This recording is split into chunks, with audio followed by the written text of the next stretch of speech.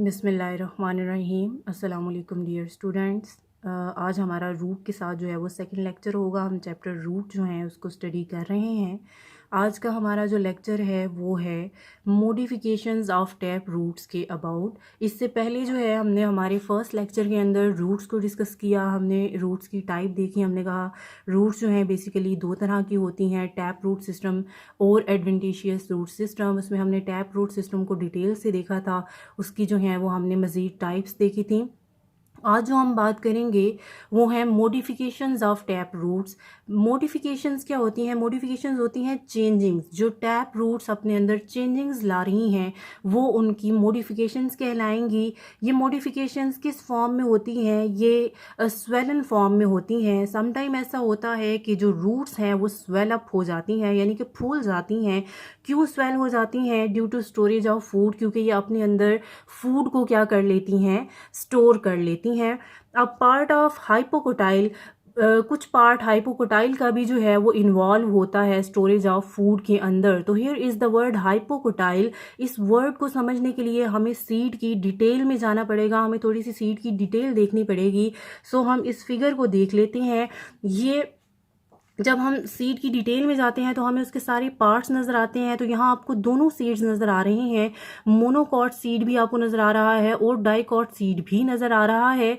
आप monocot seed को जब डिटेल में देखें तो आपको नज़र आता है सबसे पहला पार्ट जो इसका होता है that is the seed coat.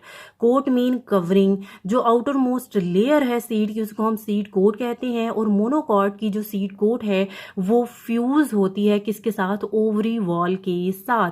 दो चीज़ें, दो डेफिनेशंस आपने अपने माइंड में रखनी है। एक होता है सीड, एक होता है फ्रूट। सीड को हम किस तरह से डिफाइन करते हैं? Ripened ovule is called as the seed और ripened ovary is called as the fruit. ये चीज़ें मजीद आने वाले लेक्चर्स में भी आपको क्लियर होंगी, लेकिन यहाँ मैं आपको सिंपली अगर एक्सप्लेन करना चाहूँ तो हम फ्रूट खाते हैं। फॉर एग्जाम्पल मैंगो का सीज़न है तो हम मैंगो जो खाते हैं तो वो जो सारा उसका पल्प है जो हम उसकी फ्रूट के तौर पर जिसको हम खा रहे होते हैं वो सारी की सारी उसकी ओवरी है।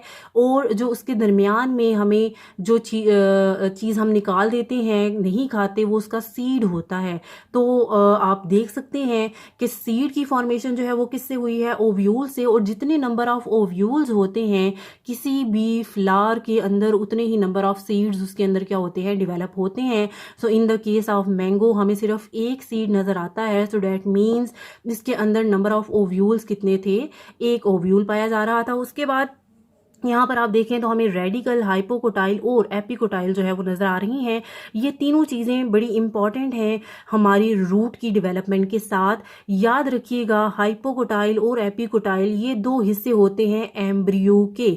अब एम्ब्रियो क्या है? एम्ब्रियो वो नन्ना मुन्ना सा पौधा होता है सीड के अंदर जिसने डिवेलप होकर आगे से पूरा नया पौधा जो है वो बनाना होता है। सो यहाँ पर आपको हाइपोकोटाइल लिखा हुआ नज़र आ रहा है। हाइपोकोटाइल का नीचे वाला हिस्सा क्या कहलाता है? रेडिकल। आप यहाँ पर देख सकते हैं इन दिस फिगर, यहाँ पर जो है वो हमें हाइपोकोटाइल नजर आ रहा है और हाइपोकोटाइल के नीचे की तरफ जो उसका सिरा निकल रहा है वो रेडिकल कहलाता है। और आपने पीछे पढ़ा है टैप रूट्स के अंदर कि रेडिकल ही वो पार्ट होता है जो आगे से टैप रूट्स की डेवलपमेंट कर देता है, रूट्स की जो है वो फॉर्मेशन कर देता है। सो एपिकोटाइल क्या हिस्सा है? एपिकोटाइल वो पार्ट होता है किसी भी सीड का जो आगे से किसकी डेवलपमेंट कर देता है? लीव्स की, यानी कि स्टेम की। So in the case of monocot यहाँ पर आपको कोलियोपटाइल लिखा हुआ नजर आ रहा है। कोलियोपटाइल क्या होता है? ये जो नन्ना मुन्ना सा पत्ता यहाँ से निकलेगा, जो लीफ यहाँ से डिवेलप होगा इन द केस ऑफ मोनोकॉट्स, तो ये कोलियोपटाइल एक प्रोटेक्टिव शीट होती है जो इस एपिकोटाइल को प्रोटेक्ट करती है। और ये एपिकोटाइल बाद में डिवेलप होकर किस में चेंज हो जाता है? फर्स्ट लीफ के अंदर। देन डाइकॉट्स के अंदर भी आप ये चीज ऑब्जर्व कर सकते हैं। डाइकॉट्स में दो कॉटिलेडन्स होती हैं। ये एक्सिस पॉइंट होता है। यहाँ पर हमें हाइपोकोटाइल भी नजर आ रहा है और एपिकोटाइल भी सेम। यहाँ पर भी हाइपोकोटाइल का नीचे वाला हिस्सा रेडिकल में चेंज होगा और रेडिकल आगे से जो है वो किसकी डेवलपमेंट कर देता है? रूट्स की। और यहाँ पर जो ऊपर हिस्सा होगा एपिकोटाइल वो आगे से स्टेम की और लीव्स की डेवलपमेंट जो है वो कर देगा। So this was the detail of seed जो हमने देख ली। तो हम वापस चलते हैं।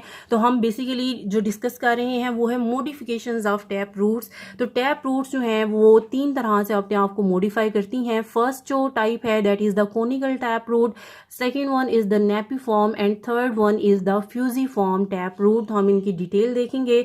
सबसे पहले जो है वो कोनिकल टैप रूट्स हैं। तो ये वो रूट्स होती हैं जो ब्रॉड यानी कि फैली हुई होती हैं, चौड़ी होती हैं बेस से, और टेपर यानी कि सुकड़ी भी होती हैं कहाँ से, एपेक्स से। इसको समझने के लिए आप ये फिगर देख लें। सो this is the conical type. यहाँ पर कैरेट की एग्जांपल उन्होंने आपको दी है। तो ये कैरेट जो बेस पॉइंट है, बेस मीन जब हम किसी बच्चे को स्कूल में दाखिल करवाते हैं तो हम कहते हैं इसकी बेस बड़ी स्ट्रांग होनी चाहिए। बेस मीन आगाज किसी भी चीज़ का। सो यहाँ पर जो आगाज है इन रूट्स का वो यहाँ से हो रहा है। So this is the base of carrot. तो ये बड़ी जो है वो ब्रॉड है, बाकायदा हमें नज़र भी आ रही है। और जैसे जैसे ये एपेक्स की तरफ जाएगा ये क्या होना शुरू हो जाती हैं, टेपर होना शुरू हो जाती हैं, सुकड़ती जाती हैं। ये जो हमें पत्ते नजर आ रहे हैं ये इनकी शॉर्ट स्टेम होती है जो रिड्यूस फॉर्म में हमें जो है वो नजर आती है। सो दोबारा वापस आए, इसको देखें तो ब्रॉड है ये बेस से, और ये टेपर है टूवर्ड्स द एपेक्स। एग्जांपल में इसकी जो है वो कैरेट है और क्या है, रेडिश। देन जो नेक्स्ट टैप रूट है that is the napiform. Napiform जो है ये मच स्वेलन यानी ऊपर से बहुत ज्यादा फूली हुई होती है। देन अब्रप्टली यकदम टेपर्स हो जाती हैं टूवर्ड्स इट्स लोअर एंड। इसकी बेहतरीन एग्जांपल जो है वो टर्निप है और क्या है, बीट। टर्निप यानी कि शलजम और बीट यानी कि चुकंदर। आप इसको यहाँ पर ऑब्जर्व कर सकते हैं नेपीफॉर्म के अंदर। तो ये ऊपर से जो है वो बहुत ज़्यादा जो है वो स्वेलअप हो जाती हैं, और जब टेपर्स यानी जब ये वापस आ रही होती हैं टुवर्ड्स द एपेक्स तो ये अब्रप्टली क्या हो जाती हैं, टेपर हो जाती हैं। देन जो थर्ड टाइप है हमारे पास that is the fusiform tap root.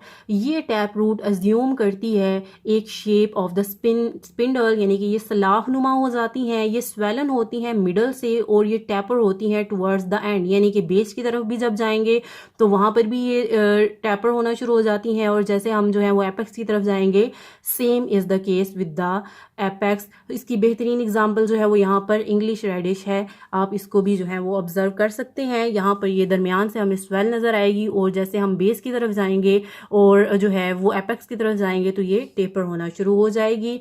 Then इसके अलावा भी कुछ स्पेशल टाइप्स जो हैं वो टैप रूट्स में हमें नज़र आती हैं। उसमें जो पहली टैप रूट्स हैं उनको नोड्यूलेटेड टैप रूट्स कहा जाता है। नोड्यूल्स की फॉर्मेशन होना यानी कि स्वेलिंग्स बन जाती हैं किसके ऊपर, सेकेंडरी रूट्स के ऊपर। आप इस फिगर में देख सकते हैं।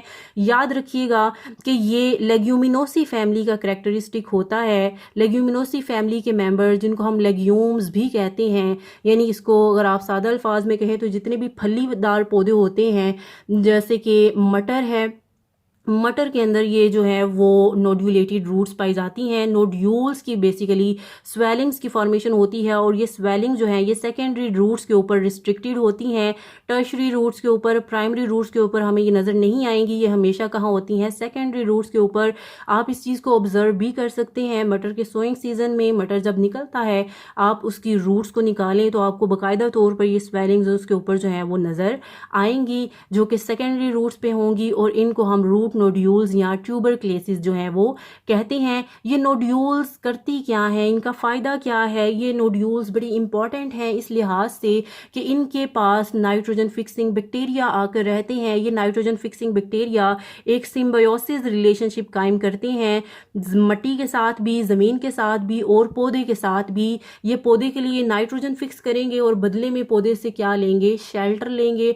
सो ये एक दोस्ताना जो है वो एक रिलेशनशिप है जिसमें दोनों हजरात जो हैं वो फ़ायदा उठा रहे हैं। सो नोड्यूलेटेड रूट्स हमने देख ली, ये स्वेलिंग्स बनाती हैं, और ये स्वेलिंग्स जो है वो रिस्ट्रिक्टेड हैं ओनली सेकेंडरी रूट्स के ऊपर। ये करेक्टरिस्टिक है फैमिली लेग्यूमिनोसी का, और इसकी एग्जांपल जो है वो क्या है, पी। इसके बाद जो रूट्स आती हैं उनको हम बटरस रूट्स कहते हैं। ये लिटरली कंप्रेस्ड होती हैं यानी कि सुकड़ी हुई होती हैं, और ये वर्टिकली इलोंगेटेड रूट्स होती हैं। वर्टिकली हमारे पास कोई भी चीज़ जो वाई एक्सिस पर एग्जिस्ट करती है उसको हम वर्टिकल पोजीशन कहते हैं, और जो एक्स एक्सिस पर एग्जिस्ट करती है उसको हम जो है वो उसको हॉरिजॉन्टल पोजीशन हम कहते हैं।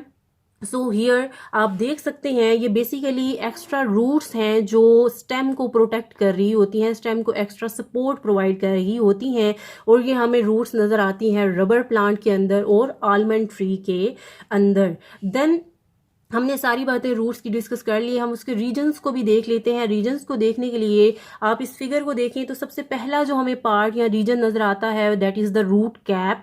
रूट कैप मीन ये प्रोटेक्टिव कवरिंग है, जो रीजन जो इससे ऊपर पाया जा रहा है जिसको हम रीजन ऑफ सेल डिवीजन कहते हैं, इसको ये क्या कर रहा होता है, प्रोटेक्ट कर रहा होता है। सो रीजन ऑफ सेल डिवीजन से क्या मुराद है, हमें यहाँ पर बेसिकली 3 रीजन नजर आ रहे हैं, हर रीजन का एक स्पेसिफिक फंक्शन है।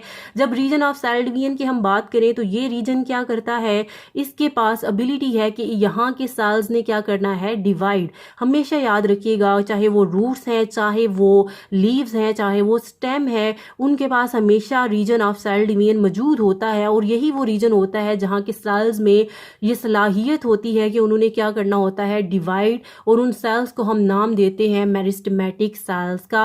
ये सेल्स डिवाइड करेंगे, उसके बाद एक नया रीजन बनाएंगे जिसको हम कहते हैं रीजन ऑफ सेल इलोंगेशन। ये रीजन क्या काम करता है, ये रीजन अल्टीमेटली मजीद डिवाइड होगा और रीजन ऑफ सेल मैच्योरेशन में चेंज हो जाएगा।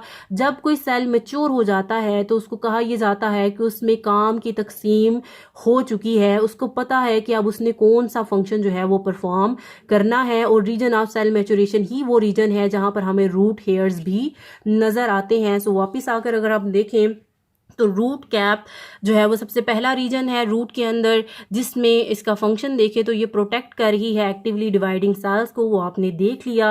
ल्यूब्रिकेट हमवार करती है रास्ता सॉइल के अंदर, किसके लिए, रूट के लिए, ताकि वो आसानी से सॉइल के अंदर पेनिट्रेट करती जाए। कंट्रोल कर रही है किसकी डायरेक्शन को, रूट की ग्रोथ की डायरेक्शन को ये कंट्रोल करती है। देन इसके बाद जो नेक्स्ट जोन या रीजन आता है वो जोन कहलाता है सेल डिवीजन का। इसमें जो सेल्स होते हैं उनको हम मेरिस्टेमेटिक सेल्स कहते हैं। मेरिस्टेमेटिक सेल्स वो सेल्स जिन्होंने क्या करना होता है, डिवाइड और नए सेल्स बनाने होते हैं। ये चेंज हो जाते हैं एक अनदर जोन के अंदर जिसको हम कहते हैं रीजन या जोन ऑफ सेल इलोंगेशन। ये रीजन जो है इसके पास थिक वॉट सेल्स होते हैं और ये भी आगे से मेच्योर होकर किस में चेंज हो जाते हैं, जोन ऑफ मैच्योरेशन में। ये वो रीजन है जो बियर कर रहा होता है रूट हेयर्स को। और रूट हेयर्स क्या हैं, ये एपिडर्मल एक्सटेंशंस जो हैं वो होती हैं। देन इसके बाद अनाटॉमी भी देख लेते हैं। अनाटॉमी जो है इंटरनल रूट की, वो इंटरनल सेल्स हैं बेसिकली जो मिलकर रूट को बना रहे हैं। तो सबसे आउटर मोस्ट जो लेयर हमें सेल्स की नज़र आ रही है उनको हम एपिडर्मस कहते हैं। हमारी आउटर मोस्ट जो स्किन है that is called as the dermis. तो पौधे की भी जो आउटर मोस्ट स्किन है वो क्या कहलाती है, एपिडर्मस। एपी का मतलब होता है अपर लेयर, सबसे अपर लेयर जो है डर्मस यानी कि स्किन जो है वो क्या कहला रही है, एपिडर्मस। और आप देख सकते हैं यही वो जगह है जहां पर एक्सटेंशंस नजर आ रही हैं। इन एक्सटेंशंस को हम रूट हेयर्स का नाम देते हैं। उसके बाद जो रीजन आता है सेल्स का उसको हम कॉर्टेक्स कहते हैं।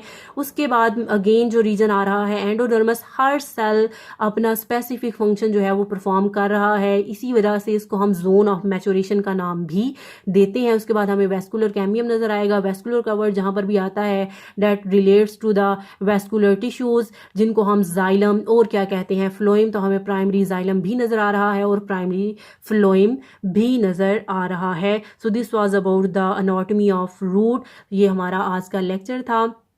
इसके अलावा कोई भी अगर डिस्कशन होगी तो वो हम अपनी जूम क्लास में मजीद इसको जो है वो डिस्कस कर लेंगे।